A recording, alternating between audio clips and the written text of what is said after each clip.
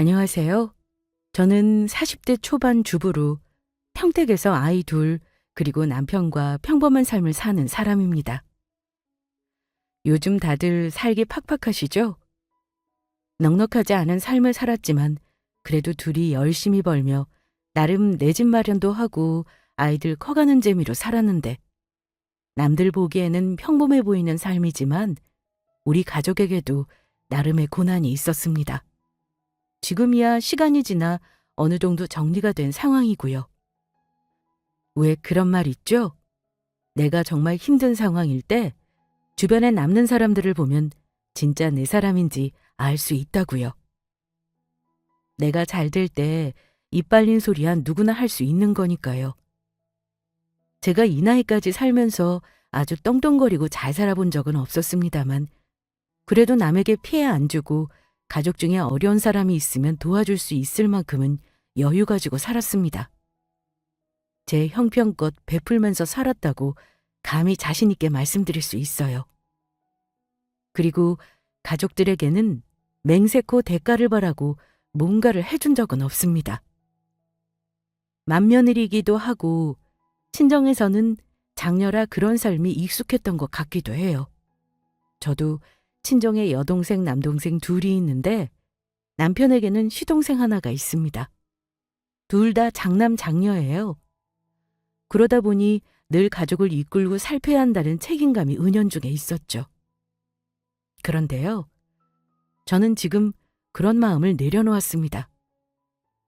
우리 남편이 얼마 전 저에게 지쳤다는 말을 하더라고요. 우진 엄마, 우리 이제 우리 가족만 생각하자. 나는 당신이랑 내가 이렇게 하는 게 당연한 줄 알았는데 그게 아닌 것 같아. 그동안 당신이 나 때문에 마음고생 꽤나 했을 것 같아서 내가 마음이 많이 안 좋네. 이번에 힘든 일 겪으면서 내가 확실히 알았어. 나도 이제 지치기도 했고 우리 가족만 챙기기도 바쁜데 왜 당신 힘들게 했는지 자책하게 되네. 아이고, 그걸 지금 알았어? 당신이 이번에 상처를 많이 받았나 보네. 당신이 그렇게 알아주니 나는 그걸로 됐어. 그래도 어머니랑 서방님 덕에 우리 급한 불은 껐잖아. 사람이 어떻게 맨날 좋은 날만 있겠어. 우리 밑바닥 쳤으니 이제는 좋은 날 오겠지. 힘내자, 여보. 우리는 매일매일 점점 나아지고 있어. 그걸 믿자. 그래. 당신한테 많이 고마워. 어머니가 말씀이 없으신 분이지만 당신이 어떤 사람인지 다 아시잖아. 그나마 다행이지 뭐. 그래도 저는 남편이 저의 마음을 잘 알아주니 그나마 행복한 경우라고 해야겠네요. 남편은 저에게 마음의 부담을 좀 덜 자고 말한 것이지만 사실 마음이 편하지는 않았을 겁니다. 가족 간 불화로 인해 시동생도 부부 사이를 이혼으로 끝내기도 했고 어머니 역시 분명 속이 상하셨을 테니까요. 사실 남편과 제가 성격이 좀 비슷해요. 남에게 싫은 소리 못하고 또 힘든 거 보면 내가 설사 한 끼 굶는 한이 있어도 퍼주는 성격이고 그렇습니다. 그래서 여태 큰돈을 못 모으고 산 거겠죠. 특히 우리 남편은 워낙 사람을 잘 믿는 사람이라 크고 작게 남에게 뒤통수도 맞은 경험이 있고 그렇습니다. 아무튼 그런 우리 부부가 가장 가까운 가족에게 상처를 받으면서 여러 가지로 생각이 좀 많았던 것 같네요. 스스로 착한 사람, 책임감 있는 사람 자처하는 삶이 좀 피곤하다는 걸 깨닫기도 했고, 가족이라고 해서 언제나 내 편이 아니라는 걸 느끼게 된 사건을 겪기도 했거든요. 저는 남편이 그런 생각을 하고 있는 줄은 말을 안 하니 잘 몰랐습니다.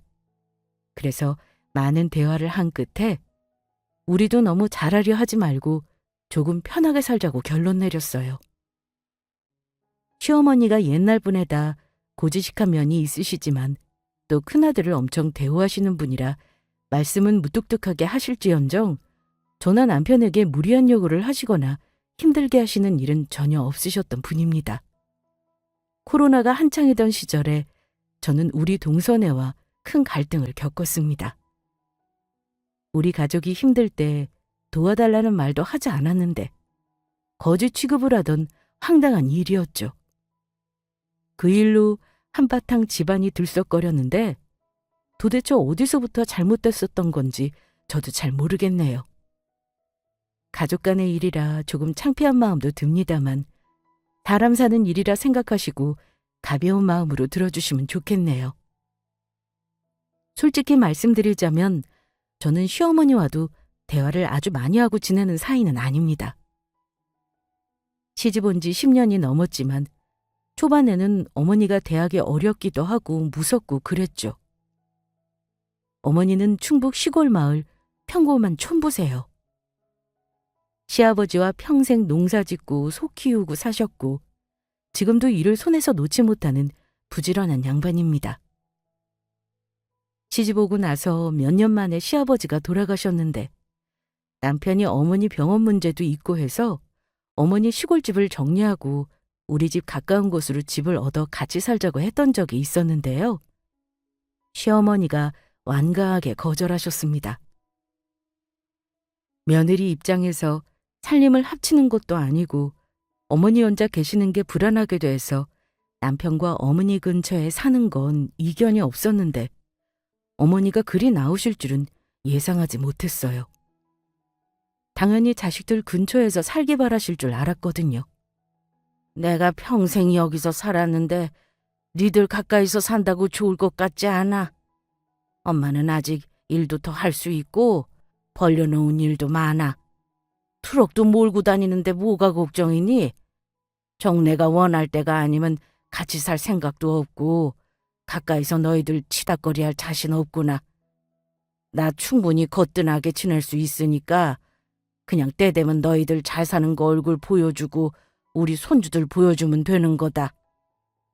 어머니, 혹시 제가 불편할까 봐 그러시는 거면 전혀 그러실 필요 없어요. 혼자 계시는 거 제가 신경 써서 그래요. 가까이 살면서 우리 애들도 자주 보시고 살면 좋잖아요. 글쎄 나는 아파트는 답답해서 싫다니까 그러네. 그리고 여기 정리하는 일이 뭐 간단한 줄 아니?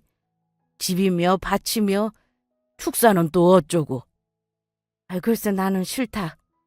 니들이 잘 살면 엄마는 그거 보는 낙으로 사는 거지 같이 사는 건 싫어.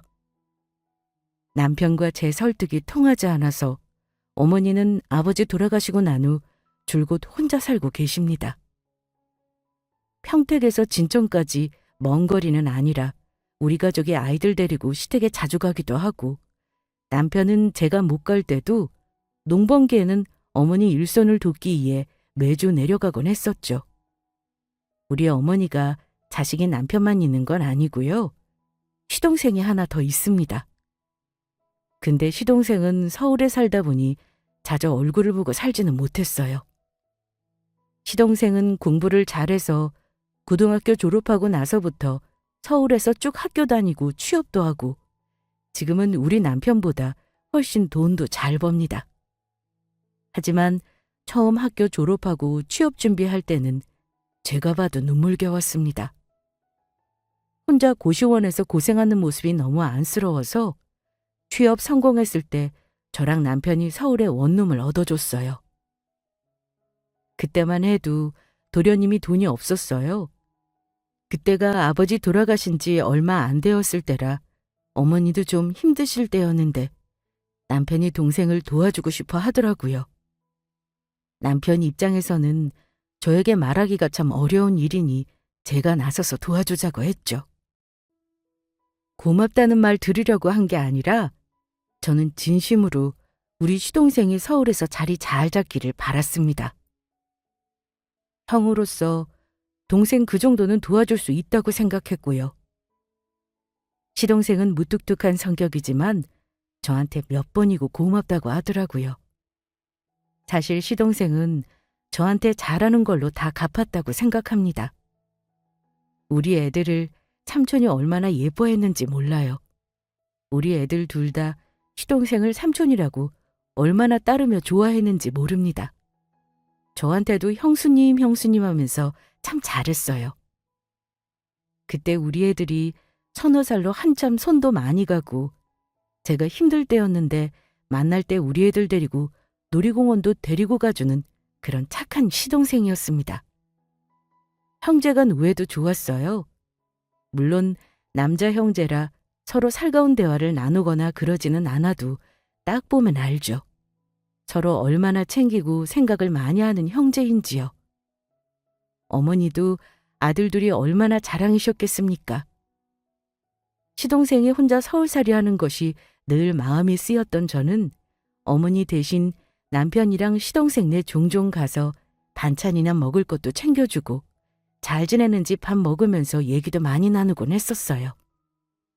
그렇게 평범하고 화목한 우리 가정이었는데 어느 순간부터 분위기가 변하기 시작했습니다. 저만의 생각은 아닌 것이 우리 남편도 시동생이 장가가고 동서가 우리 집에 들어오면서부터 불편해졌다고 얘기를 하더라고요. 제가 윗사람 입장에서 동서에게 못마땅한 기색을 하면 큰며느리가 텃세 부린다고 할 수도 있으니 저는 동서 들어오고 나서 설사 서운한 일이 있다 해도 겉으로 티내거나 나무란 적 없었습니다. 사실 시동생과 결혼한 동서가 좀 만만한 스타일은 아니에요. 제가 6살이 많은데 아무래도 시동생은 서울에 살다 보니 예비동서는 결혼 전에 딱 3번 본 게 다입니다. 첫 만남 때는 동서를 보고 놀랐어요. 너무 예뻤거든요. 시동생에게 미리 얘기는 들었지만 처가도 잘 산다고 하더라고요. 같은 대학 나와서 연애도 오래 했다고 들었는데 조금 마음이 아팠던 건 결혼이 좀 늦은 이유가 동서내에서 우리 시동생을 그리 달갑지 않게 생각했다고 하더라고요. 부잣집에다 좋은 대학에서 공부한 딸에게 개천에서 용난 셈인 우리 시동생이 눈에 찰 리 없었을 겁니다. 게다가 시어머니 혼자 계셨으니 딸 가진 집에서는 아무래도 시집가서 고생할까 봐 주저했겠죠. 하지만 동서가 들어온다는 게 같은 며느리로서 좋기만 했어요. 그런데 처음 저를 보았을 때 아래 위로 저를 한번 훑어보던 동서 시선이 두고두고 뇌리에 남더라고요. 저는 반갑다고 잘 지내자고 하는데 저를 뭔가 경계하는 느낌도 있었고요. 그냥 아직 결혼 전이니 어색해서 그랬겠지. 나중에 가족이 되면 차차 친해질 거라고 생각했습니다. 저는 시동생 결혼할 때까지 반존대를 했어요. 그런데 동서가 아직 결혼 전일 때 처음에는 저에게 누구시라고 존칭을 하더니만 도무지 형님이라고 부르지를 않더라고요. 결혼 앞두고 가족이 모인 적이 있었는데 그 자리에서도 동서가 저에게 누구씨 하고 이름을 부르는 모습이 어머니가 불편하셨던 것 같아요. 둘을 앉혀놓고 어머니가 말씀하시길 둘째 너도 이제 곧 결혼하는데 호칭을 제대로 해야지. 이제는 누구누구씨 하지 말고 형님이라고 해야 하지 않겠니? 그게 바른 호칭이지. 저는 설마 동서가 가족 간 호칭도 모른다고 생각하지는 않았습니다. 아직 입에 붙지 않아 그렇겠거니 했는데 어머니가 하는 말에 동서가 기분 나쁘다는 식의 표정과 제스처를 취하는 걸 보고 조금 놀랐습니다. 그런데 하는 말은 더 저를 난감하게 했죠. 어머니, 제가 형님이라고 하면 저를 동서님이라고 불러주시는 건가요? 왜 님자를 붙여야 하는지. 어머, 얘, 너 지금 그걸 말이라고 해? 너보다도 나이도 많은 형님이 이제껏 존칭했으면 됐지. 결혼해서도 네 형님한테 이름 부르고 살 거니? 손윗사람이 그 정도 해주면 된 거지. 동서님이 뭐냐? 어머니가 시골 분이시라 원래 말을 걸러서 하시지는 않는 편인데 저는 익숙했지만 동서는 울먹거리더라고요. 분위기가 이상해지는 것 같아서 제가 우스갯소리로 넘기려고 어머니께 말했습니다. 어머니, 동서님이 형님이라고 하는 게 불공평하다고 느낀 것 같은데 어머니도 우리한테 며느님이라고 불러주는 건 어떨까요? 뭐? 아이고, 나원 참 어이가 없다. 내가 살다 아휴 그래 알았다. 나도 오늘부터는 니들한테 며느님이라고 하마. 그럼 둘째 너도 이제부터 형님이라고 불러. 알았지? 시어머니도 어이가 없으셨는지 웃어 넘기긴 했지만 그때 저도 내심 동서의 반응이 의외다 싶었습니다. 동서가 워낙 귀하게 자라서 경우를 잘 모른다? 글쎄요. 형님이라는 말은 그 자체로 호칭인데 님자에 그런 의미를 두고 있는 줄은 몰랐습니다. 옆에서 듣던 남편은 이게 실화냐는 표정으로 실소를 하더라고요. 어이가 없어서 그런 거겠죠. 남편과 그때 얘기를 하면 우리 남편은 아직도 얘기하는 게요. 자기는 그때 동서가 우리 집안에 들어오면 골치 아픈 일이 생길 거라는 걸 직감적으로 알았다고 하더라고요.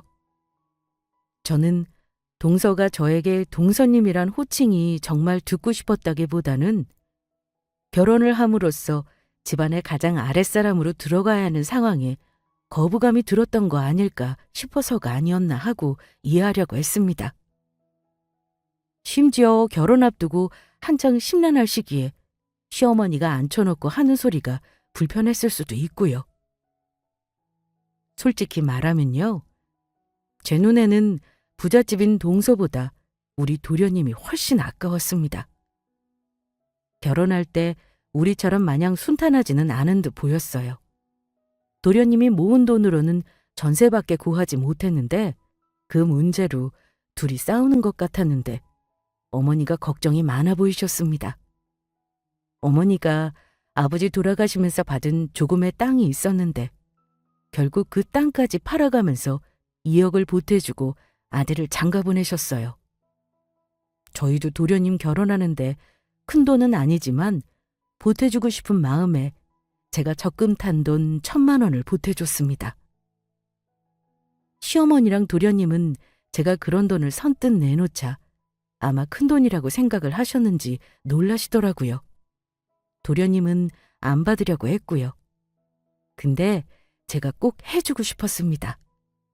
우리 가족이 그 돈 없다고 먹고 살기 힘든 형편도 아니었고 그동안 시동생이 애들 챙겨주고 무슨 날이면 저뿐만 아니라 우리 친정까지 챙기는 게 너무 고마웠었거든요.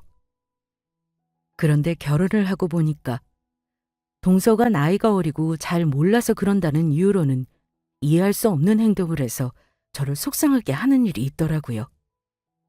말씀드렸지만 우리 시어머니가 혼자 계신다고 해서 며느리들이랑 자식들을 오라가라 하는 스타일이 아니십니다. 무소식이 희소식이라고 참견 전화 일체 없고 한 달에 한 번 시댁 가면 진수성찬에 맞벌이 하느라 수고한다고 밑반찬도 싸주시는 분이세요. 그런데 1년에 고작 2번인 명절 중에서 하루 정도는 어머님 집에서 잠은 안 자도 식사는 한 끼 하고 갈 수 있는 거잖아요. 하지만 동선에는 명절 당일 와서는 아침에 제사 지내자마자 자기네 집 가자고 시동생을 대놓고 눈치를 주는 것도 매번이었습니다. 시댁에 자주 모이는 것도 아니었는데 올 때마다 매번 손님처럼 와서 손님처럼 떠나더라고요. 김장이요? 저는 동서 들어오고 나서 한 번도 김장을 같이 한 적 없습니다. 그래도 제가 어머니 부탁받고 김치 갖다 주러 간 게 여러 번이었어요. 황당한 건 그때마다 어머니가 보내신 김치나 밑반찬이 상해 있거나 썩어서 버릴 지경이었다는 겁니다. 제가 어머니께는 말은 안 했지만 일부러 어머니나 제가 해온 건 안 먹는 눈치라 그다음부터는 안 갖다 줬어요. 서방님이 먹을 김치만 조금씩 갖다 주고 말았죠. 가족들이 모이면 시동생을 너무 쪼는 거 아닌가 하는 느낌을 늘 받았고요. 은근히 말하는 도중에 저를 무시하는 듯한 느낌도 받은 적이 많았습니다. 자기가 가진 명품이랑 주얼리 자랑을 하면서 제 나이에 명품 하나 없는 저를 참 못난 사람 만들기도 했죠. 다 얘기하자면 제 자신이 너무 초라해지는 기분이라 여기까지 하겠습니다. 한마디로 동서는 자기는 우리 집안과 급이 다르다는 식으로 굴더군요. 동서는 친정이 부자라면서 자기 결혼할 때 시댁에서 해준 것이 없다고 늘 피해의식이 있더라고요. 시동생이 집 해온 것도 아니고 받은 것도 없으니 내가 왜 시댁에 잘해야 하나 이런 논리였습니다. 2억 정도는 해온 게 아니라니 제가 뭐라 할 말이 없었죠. 게다가 한 번은 제 앞에서 남편이랑 결혼계약서를 썼다고 말하면서 황당한 말을 꺼내더라고요. 형님, 너무 애쓰지 마시죠? 형님도 시어머니 불편하면서 왜 그리 매번 잘하려고 목을 매세요? 형님이 너무 그러면 제가 뭐가 되냐고요. 시댁에서 받을 것도 없는데 그러실 필요 있어요? 죄송하지만 저는 남편이랑 결혼 전에 이미 계약서 쓰면서 제가 하는 역할은 정해놔서요. 저한테는 형님이랑 똑같이 하는 건 바라지 않으셨으면 하네요. 나나 어머니나 동서한테 억지로 잘하라고 한 적 없어. 오기 싫은데 오라고 한 적도 없을 텐데. 굳이 그런 식으로 성 그으면서 가족 간에 냉정하게 살려고 하는 이유가 뭐야? 나는 마음에서 우러나지 않은 행동은 못하는 사람인데 대체 내가 동서한테 왜 이런 말을 들어야 하는지 모르겠다. 동서가 계약서를 썼다는데 내가 뭐라고 하겠어? 동서는 동서 하고 싶은 대로 하면 되는 거지. 근데 나는 동서처럼 칼로 선 긋듯이 가족들에게 하는 스타일이 아니라서 말이야. 동서 편한 대로 하되 내가 어머니한테 기본돌이 하는 것까지는 못하게 하지는 마. 생전 뭐라고 싫은 소리 한 번 안 한 저지만 그때는 저도 동서에게 한 소리 했습니다. 게다가 결혼 계약서라니요. 그걸 저한테 굳이 말하는 건 또 뭐고요. 요즘 세상에는 그런 게 당연할지 모르지만 저한테는 계약서라는 단어를 부부 사이에 적용한다는 것이 너무 차갑게 느껴지고 마음이 좀 안 좋았죠. 어쨌든 동서 시집 와서 근 5년간 동서와 가까운 사이로 지내지 못했습니다. 남편은 더 애쓰지 말라고 했고 굳이 저랑 시댁 불편하는 동서에게 억지로 친해지기를 강요할 생각 없었어요. 그런데 우리 가족에게 큰 위기가 닥친 게 큰아이가 막 초등학교 입학했을 무렵이었던 것 같네요. 남편이 저에게 의논도 하지 않고 친한 친구 보증을 섰는데 아마 거의 1년 가까이 본인이 해결해 보려고 저 눈치 못 채게 애썼던 것 같아요. 그런데 도저히 안 되겠는지 결국 저한테 털어놓더라고요. 아시죠? 보증선자의 최후요. 남편이 보증선 금액이 무려 몇 억대였습니다. 남편과 자주 싸우는 편은 아니었지만 남편이 남의 말을 잘 믿고 순박한 구석이 있다 보니까 살면서 종종 누구한테 속는 일은 있었는데 이렇게 큰돈 사고 친 건 처음이었습니다. 친정에도 말 못하고 처음에는 시어머니께도 말을 못했어요. 우리 둘이 어떻게든 수습해 보려고 했습니다. 둘 다 직장이 있지만 억대의 빚을 갚는 건 역부족이라 남편은 투잡에 주말에도 쓰리잡을 뛰었죠. 경제적으로 힘들면 인간관계도 참 위축이 되더라고요. 괜히 누구랑 만나기도 꺼려지고 가족들에게도 사람 구실 못하는 것 같아서 만나도 재미가 없고요. 무엇보다 나중에 사실을 알게 되실 부모님을 생각하면 속상한 건 이루 말할 수 없었습니다. 남편이 그러더라고요. 제가 이혼하자고 해도 할 말이 없다고요. 하지만 이미 일은 벌어졌고 저는 아이들과 남편이 있고 우리 가족을 지켜야 하는데 이혼이라뇨. 물론 남편이 미운 마음이 든 건 어쩔 수 없었습니다. 저에게 한마디 언급이라도 해주거나 의논만 했어도 피할 수 있는 일이었는데 말이죠. 당신한테 미안해서 계속 말을 못했어. 내 선에서 대출을 다 끌어서라도 해결해 보려고 했는데 우리 집까지 넘어갈 판이라 진짜 당신한테 내가 할 말이 없다. 여보, 당신이 이혼하자고 하면 내가 그렇게 해줄게. 우리 지금껏 이뤄놓은 거 물거품으로 만든 거 다 내 잘못이야. 여보, 우진 아빠, 정신 차려. 우리 애들 데리고 설마 길거리 나앉겠어? 나도 돈 벌고 당신도 벌고 다시 시작하면 되는 거야. 돈이 없어지는 게 낫지 건강이 없어지는 건 더 힘든 일이잖아. 방법을 찾아보자, 여보. 이혼이라니. 이혼한다고 해결될 일 하나도 없어. 당신이랑 나랑 합심해서 일어날 생각을 해야지. 눈물까지 뚝뚝 떨구며 벼랑 끝에 몰린 사람처럼 말하는 남편을 보는데 저 역시 억장이 무너졌죠. 하지만 거기서 남편을 탓하고 이혼을 한다고 달라지는 건 없잖아요. 어떻게든 애들하고 살 궁리를 해야 하는데 어쩔 수 없이 당장 나가는 돈을 줄이기 위해 결혼 8년 만에 처음 마련했던 집도 내놓을 수밖에 없었습니다. 자그마치 3억대의 빚을 갚고 우리 가족은 다가구 투룸 월세로 이사를 했죠. 그때 마음이 무너졌지만 애들 앞에서 엄마가 얼굴 찡그리고 힘들어하면 그 마음이 아이들에게 고스란히 전해질 것 같아서 조심했습니다. 부모가 돈은 없더라도 아이들에게 사이좋은 부모는 되어주자고 늘 약속했기 때문에 우리 부부는 그 큰일을 겪으면서도 한 번도 언성을 높이며 싸운 적은 없어요. 시댁에 가서도 어두운 표정으로 잊지 않으려 노력 많이 했습니다. 하지만 어머니는 우리가 월세로 이사가고 나서야 남편에게 자초지정을 전해 듣고 얼마나 속상해 하셨는지 몰라요. 저한테 급한 대로 쓰라고 금 10돈을 따로 주시기도 했습니다. 저는 씩씩하게 애들 데리고 버티는데 어머니가 더 슬퍼하시고 저한테 미안하다, 면목없다 하셨죠. 그런데 이런 저희를 은근히 동서가 고소해하고 있다는 걸 느꼈습니다. 사람을 꼬아서 보고 싶지 않은데 동서 언행이 그랬어요. 형님, 그럴 때 친정에서는 도와줄 여력이 안 되시는 거예요? 애들 한창 또래 친구 사귀고 해야 하는데 그런 싼 동네에 있으면 어째요? 유유상종이라고 그 근처 임대아파트 사는 애들이랑 안 어울리게 애 단속 잘하셔야겠어요.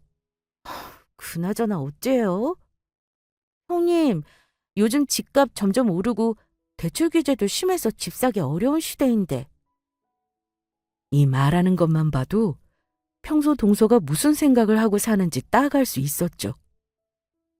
저런 말도 꼭 자기 남편이나 시어머니 없을 때, 저랑 둘이 있을 때만 얄밉게 합니다.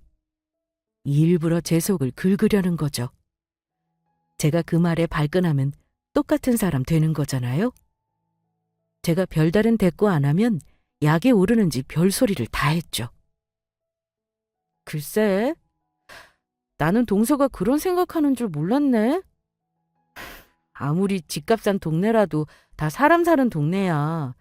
나는 우리 애들이 어릴 때부터 사람 금 나눠가면서 친구 만들어줄 생각 없어. 그러니 동서 애들이나 단속하고 살아. 제가 타격감이 없는 듯하면 자기 경제력을 과시하면서 저를 깔아뭉개곤 했습니다. 형님, 얘기 들으셨죠? 저희 이번에 친정에서 보태줘서 둔천동에 집 샀어요. 저만 편하게 사는 것 같아서 괜히 마음이 그러네. 형님도 빨리 월세 전전하는 거 탈출하셔야 할 텐데. 언젠가는 좋은 날 오겠지. 우리 걱정은 마, 동서. 동서 생각보다 우리 가족 잘 살고 있으니까. 집 산 건 축하해. 네, 정리 다 되면 가족들 다 초대해서 집들이 한번 할까 하는데 형님 와주실 거죠? 그럼 당연히 가야지. 꼭 초대해줘. 근데 내가 형편이 좀 이래서 좋은 선물은 못할 것 같은데 어쩌지? 그러자 동서가 깔깔거리고 웃더니만 이러더라고요. 어머 형님, 저 형님한테 뭐 선물 받을 생각 없어요. 형님 형편 다 아는데 제가 설마 선물 바라겠어요? 절대 아무것도 사오지 마세요. 아시겠죠? 동서는 결혼해서 신혼집 집들이도 안 했고 가족들 초대 한 번 한 적 없었어요. 그런 동서가 친정 도움으로 10억대 집을 샀으니 당연히 자랑하고 과시하고 싶은 마음이 있었을 겁니다. 저는 동서가 아무리 자랑을 하든 장단 맞춰줄 생각이었고 내가 형편이 힘든 상황이었지만 동서네가 집을 샀다는데 당연히 축하해줘야 한다는 마음이었습니다. 근데 혹시 그거 아실까요? 사람이 돈이 없으려면 정말 통장에 단돈 10,000원도 없을 수가 있는 거요. 그때 월급날이 다가올 때라 남편이랑 저랑 이자 나가고 빚 갚느라 통장 잔고가 거의 바닥이었던 때였어요. 어려워진 형편에 좋은 선물을 해주지는 못할 것 같아서 동서가 아무것도 사오지 말라고 했지만 그래도 빈손으로 가기 뭐해 휴지 세트를 사가지고 갔어요. 어머니는 서방님이 모시고 오겠다고 해서 애들 데리고 동서네 집에 도착했습니다. 솔직히 말해 집이 참 부럽더라고요. 우리는 10년 만에 모은 돈 남편이 보증으로 다 날리고 다시 시작하는데 조금 서글픈 생각은 들었죠. 언제 애들을 번듯한 집에 살게 해주나 생각하니 앞날이 까마득하기도 했고요. 도착했더니 어머니는 이미 와 계시더라고요. 어머니도 둘째 아들이 번듯한 집을 장만했다니까 기분이 좋아 보이셨습니다. 그러면서도 큰아들 가족이 마음이 아픈지 대놓고 좋다는 말도 못 하시더라고요. 그런 마음이 다 보여서 저는 오히려 아무렇지 않게 밝은 얼굴로 시동생 내외 내 집 마련 축하한다고 했습니다. 동서, 서방님! 내 집 마련 축하해요. 집이 정말 좋네요. 역시 서울이라 그런가 인프라도 참 좋아서 애들 키우기 좋겠어요. 형수님 어서 오세요. 어머니 지금 거실에 계세요. 집 구경 한번 하시겠어요? 네, 천천히 봐야죠. 동서 좋겠다. 집 신경 써서 정말 잘 꾸며놨네. 자, 이거. 내가 아무리 그래도 어디 빈손으로 올 수 있어야지. 여기다가 놔둘게. 저는 머쓱한 얼굴로 서 있는 남편과 작은 엄마를 무서워하는 아이들을 할머니가 있는 거실로 들여보냈습니다. 그리고 사온 휴지를 안으로 가지고 들어가려 했습니다. 그런데 동서가 그때 미간을 확 찌푸리더라고요. 그리고는 짜증스럽다는 듯 저에게 이러는 겁니다. 어머 형님! 그거 거기 내려놓으세요. 먼지 들어오잖아요. 아 참. 제가 아무것도 사오지 말라니까. 저희 휴지 산더미 같이 있는데 뭐하러 사오세요. 그래도 어찌 빈손으로 와. 화장지는 놔두면 두고두고 쓰잖아. 놔두고 써 동서. 저는 살짝 민망해져서 동서에게 말을 했는데 그때 갑자기 동서가 성큼성큼 걸어오더니만 제 손에서 화장지 세트를 확 낚아채는 겁니다. 그러더니 그걸 현관문 밖으로 냅다 던지듯 내놓더라고요. 형님! 사오시려거든 3겹짜리 무형광 비싼 걸로 사오시던가요. 저희는 이런 휴지 안 써요. 그냥 형님이나 도로 가져가서 쓰세요. 아 참. 누가 월세고지 아니랄까봐 선물 꼬락서냐고는. 혼잣말하듯 내뱉었지만 저는 분명 동서 입에서 나온 월세 거지라는 말을 들었습니다. 뭐? 동서, 지금 뭐라 그랬어? 월세 거지? 지금 나더러 월세 거지라고 한 거니? 사온 선물이 마음에 안 들어도 성의를 봐서 고맙게 받아놓는 것이 그리 어려운 일이었을까요? 사온 휴지를 더럽다는 듯 현관 밖으로 내놓는 것도 기분 나쁜데 월세 거지라니요. 그런데 그 말을 들은 건 저뿐만이 아니었나 봅니다. 제가 뭐라고 더 하기도 전에 시어머니 불효령이 떨어졌으니까요. 둘째 너, 지금 뭐라고 한 거냐? 지금 네 형님한테 뭐라고 했어? 어디 다시 한번 말해봐라. 네? 저 별말 안 했는데요? 어머니 갑자기 왜 그러세요? 별말 안 했다니? 지금 월세 그지 뭐 어쩌고 한 거 다시 말해보라니까. 어머니도 동서가 월세 거지라고 한 말을 들으셨더라고요. 그런데 동서는 오히려 당당하게 어머니에게 언성을 높여 어머니의 화를 더 돋우고 말았습니다. 쓸데없이 왜 그리 귀가 밝으세요, 어머니. 월세 거지요, 월세 거지. 요즘 애들이 하는 말이라 그냥 해본 거예요. 월세충, 월세 거지. 이런 말 별뜻 없이 하는 말이라고요. 그 순간 시어머니는 동서의 뺨을 사정없이 후려쳤습니다. 동서는 갑작스런 어머니의 따귀 세례에 대응도 못하고 그냥 자리에 주저앉았죠. 저도 놀랐지만 남편, 시동생 전부 다 놀라서 어쩔 줄을 몰랐어요. 그동안 별말 안 하고 놔뒀더니만 뭐? 네가 인간이길 포기하는구나. 이 싹수 없는 년. 돈이 많으면 뭐하니? 인성은 네 형님 발꿈치도 못 따라가는데. 월세 거지라니?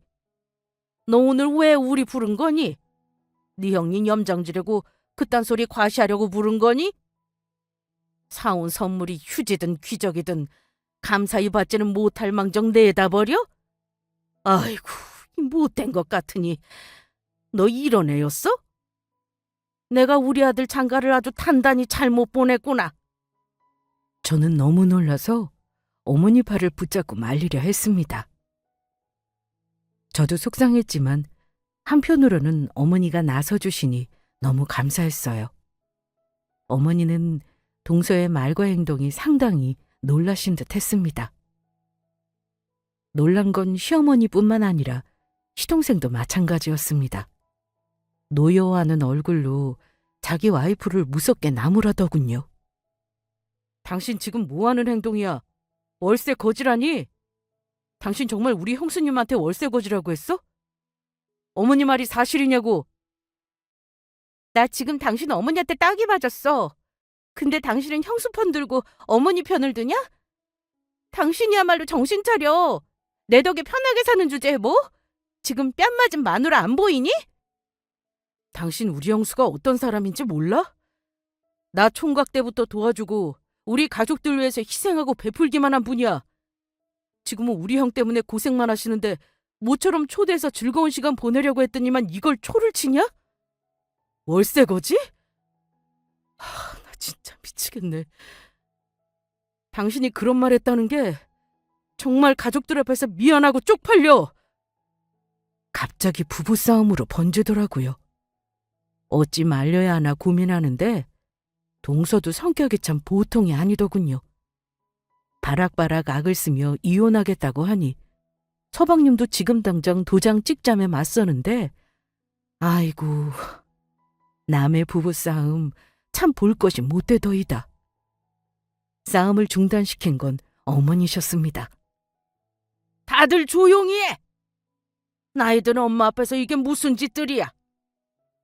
내가 우리 큰아들네 마음 아파도 못 도와준 건 다 이유가 있어서인데 네가 형님 무시하는 꼴 보니 더는 그냥 둘 수가 없겠다 싶구나. 오늘부로 나 다시는 이 집 안 오련다. 그러니까 니들은 이혼하든지 말든지 알아서 해. 나는 집에 내려가자마자 내 땅부터 팔아야겠다. 나중에 오르면 정리하려고 했는데 아무래도 안 되겠어. 얘 큰애야. 너 내가 월세집 나오게 해줄 테니 걱정 말어. 네가 이런 말이나 듣고 무시받고 살 애가 아닌데 내가 진작 못 도와줘서 미안하구나. 갑자기 땅을 팔겠다는 시어머니 말을 듣고 다들 놀랐어요. 왜냐면 어머니가 시동생 결혼할 때 이미 땅 판 돈 2억으로 도와주신 걸로 알고 있었거든요. 남은 건 지금 축사부지랑 집밖에 없는 줄 알았는데 땅이라니.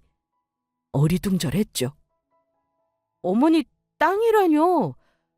어머니 설마 지금 사는 집을 파신다는 건 아니죠? 그건 안 돼요, 어머니. 그러지 마세요. 저희는 이제 살만해지고 있다니까요. 아니야. 사실 내가 죽기 전까지 가지고 있으려던 땅이 10,000평 정도 있어. 이건 네 시아버지가 절대 자식들에게 말하지 말고 끝까지 쥐고 있으라 해서 말 안 한 건데 너 사는 거 마음 아파서 내가 도저히 안 되겠다. 땅 문서만 들고 있으면 뭐 하겠니? 니들 잘 사는 거 보는 게 낙인데 그 땅 내가 팔아서 도와주마. 걱정하지 마. 어머니가 자식들 모르게 땅을 가지고 있었다는 걸 그날 저와 남편은 처음 알았습니다. 시동생네외도 마찬가지였겠죠. 저는 흥분해서 얼굴까지 벌개진 어머니를 모시고 나가려고 했습니다. 그런데 동서가 씩씩거리면서 소리를 지르더라고요. 어머니, 정말 웃기는 분이네요. 어머니가 마음대로 재산 처분이라뇨. 멀쩡히 우리 남편이 있는데 지분대로 나눠주셔야죠. 꼴랑 2억 해줘놓고 그 땅을 전부 형님네 준다고요? 재산 지키지도 못하고 보증서서 날린 아주버님인데 뭘 믿고요? 그냥 주기만 해보세요. 저 가만 안 있어요. 동서가 우리 앞을 막아서는데 시동생은 그런 동서를 보고 질린 얼굴이었습니다. 당신 대단하다. 당신이랑 살면서 매번 실망만 했는데 이번에는 정말 회복의 여지가 없네. 이 와중에 우리 엄마 땅 욕심이 나냐? 우리 엄마가 하고 싶은 대로 하는 거지. 당신은 나랑 이혼해서 위자료 줄 생각이나 해. 결혼해서 지금까지 나 개무시하고 포건한 거 내가 다 남겨놨어. 뭐? 좋아. 어디 한번 해봐. 나 지금 당신 엄마가 내 뺨 때린 거 그냥 안 넘어가. 나야말로 폭행으로 당신 엄마 고소할 줄 알아? 마음대로 해. 당신이랑 당신네 부모님이 나 무시하고 포건한 거에 비하면 아무것도 아니거든? 시동생 입에서 나온 말을 듣고 역시나 그동안 시동생도 힘든 시간이 있었구나 했습니다.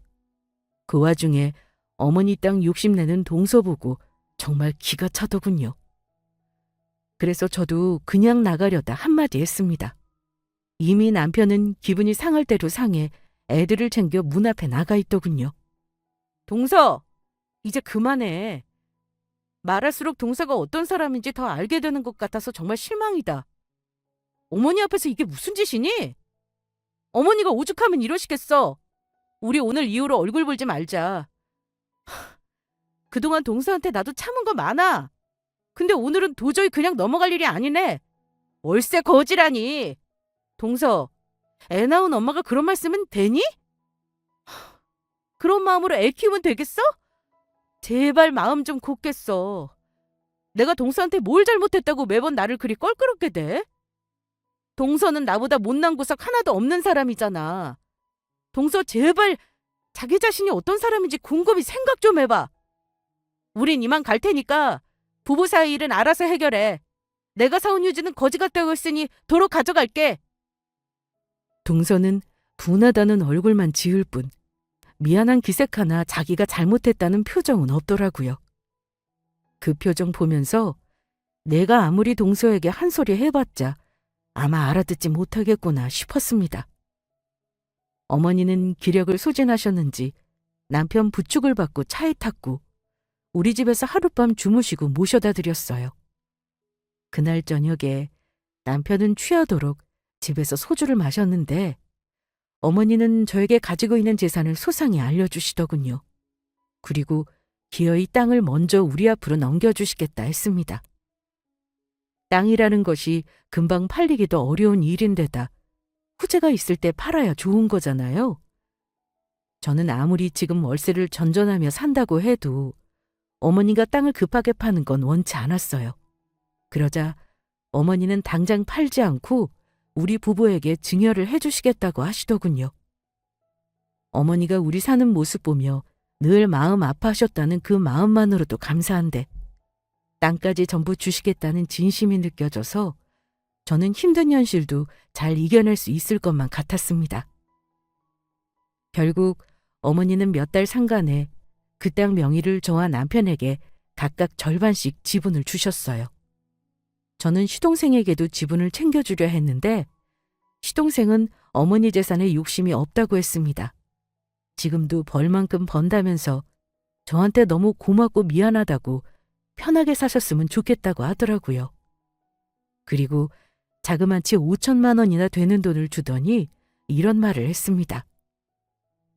형수님, 이 돈 제가 갚아드리는 거니까 절대 도로 갚으실 필요 없어요.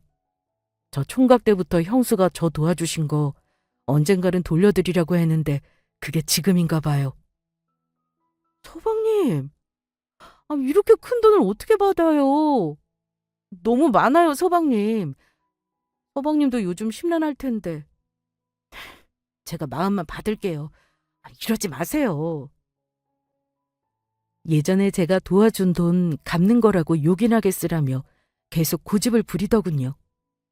돈이 고마워서가 아니라 시동생 마음이 고마워서 그때만큼은 내가 그래도 헛살지는 않았구나 했습니다.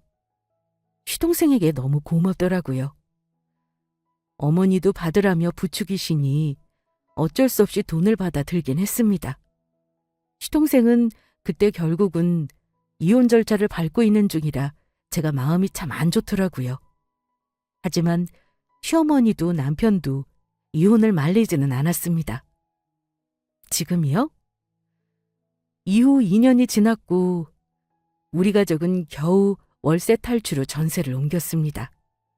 차근차근 회복하고 있고 우리 아이들 고등학교 가기 전에는 내 집 마련하려고 해요.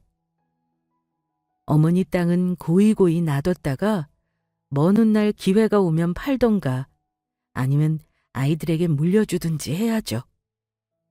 어머니가 주신 땅을 없애고 싶지 않아서 고민하는 중이긴 합니다. 우리 가족은 그때나 지금이나 똑같아요. 항상 화목하고 사람을 소중하게 생각하고요. 동서는 이혼당하고 나서 자기 잘못을 깨우쳤을까요? 글쎄요. 사람은 잘 변하지 않는 법이라 아마 평생 그런 사고방식으로 살지 않을까요? 아무튼 아직은 저나 남편이나 힘들게 살고 있지만 제가 말씀드리고 싶은 건요. 인생 살다 보면 좋은 일만 있는 건 아니라 해도 또 늘 나쁜 일만 있지는 않다는 겁니다. 무슨 일이든 자신이 있는 자리에서 열심히 하면 좋은 일이 반드시 올 거라는 걸 여러분께 말씀드리고 혹여 지금 힘든 시간을 보내고 계신 모든 분들께 꼭 좋은 소식이 찾아오길 기원하겠습니다. 저의 사연은 여기까지 할게요. 감사합니다.